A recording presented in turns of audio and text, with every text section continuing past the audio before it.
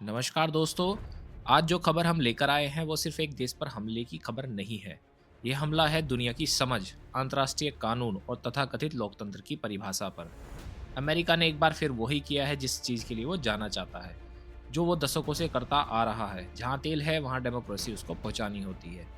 इस बार निशाना बनाया गया है वेनेजुएला। अमेरिकी प्रशासन ने आधिकारिक तौर पर स्वीकार भी किया है कि उसकी सेना ने वेनेजुएला के अंदर एक बड़े पैमाने का सैन्य ऑपरेशन अंजाम किया है। हमला इतना जोरदार था कि राजधानी काराकास और आसपास के इलाकों में जमीन कांप उठी। अब सवाल सिर्फ ये नहीं है कि हमला क्यों हुआ, सवाल ये है किसने कराया और किसके इशारे पर हुआ, और सबसे अहम, अब अगला नंबर किसका है। हमला कैसे हुआ, बात करते हैं इसके ऊपर। 3 जनवरी 2026 रविवार तड़के करीब 2 बजे अचानक आसमान से आग बरसी।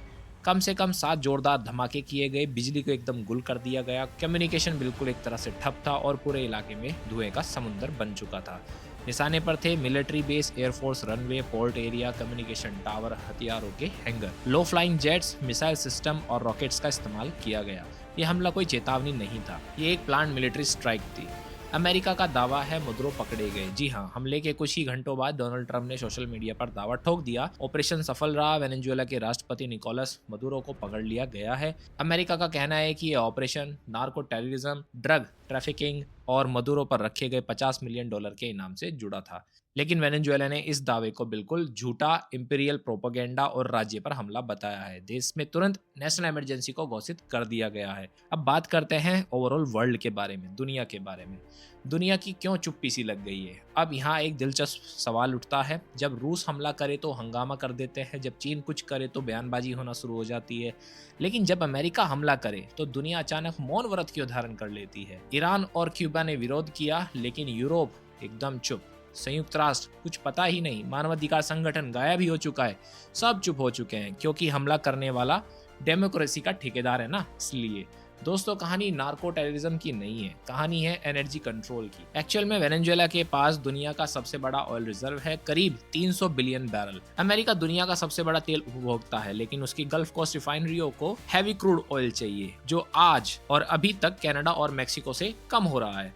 और ये वही हैवी ऑयल है जो वेनेजुएला के पास बेहिसाब मात्रा में मौजूद है। ऊपर से एक और गलती वेनेजुएला ने क्या कर दी है, अपना 80% तक तेल चीन को बेचना शुरू कर दिया था, और यहीं से अमेरिका को मिर्ची लग गई। चीन, रूस और ईरान का एंगल क्या है इसमें, अब थोड़ा इसके बारे में समझते हैं। वेनेजुएला सिर्फ तेल नहीं बेच रहा था, वो अमेरिका के खिलाफ ब्लॉक बना रहा था।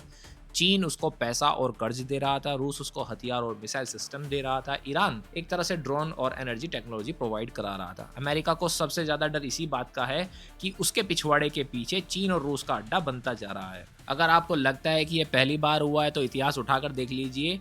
जहां जहां पर भी अमेरिका ने पहले हमले किया है, उनमें से एक हमारा इराक, झूठा WMD बोलकर किया गया था। अफगानिस्तान 20 साल तक वहां पे राज करने की कोशिश करी, हजारों लोगों को मौत के घाट उतारा। वियतनाम, वहां पे एक एजेंट ऑरेंज करके केमिकल छिड़का गया था। पनामा, नोरिगा, लीबिया, गद्दाफी, हर बार कहानी वही, पहले दुश्मन गढ़ो, फिर हमला करो, फिर कहो हम तो इंसानियत बचाने आए थे। अब बात करते हैं कि वेनेजुएला आगे क्या करेगा। वेनेजुएला ने UN सिक्योरिटी काउंसिलिंग बुलाने की मांग की है। रूस और चीन अगर खुलकर सामने आते हैं तो यह सिर्फ एक देश की लड़ाई नहीं रह जाएगी, ये बनेगी ग्लोबली पावर वॉर।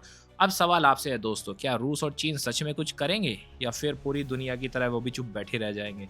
कमेंट में ज़रूर बताएं। अगर वीडियो पसंद आया हो तो लाइक करिए, चैनल को सब्सक्राइब करना मत भूलिए। जय हिंद, जय श्री राम, हर हर महादेव।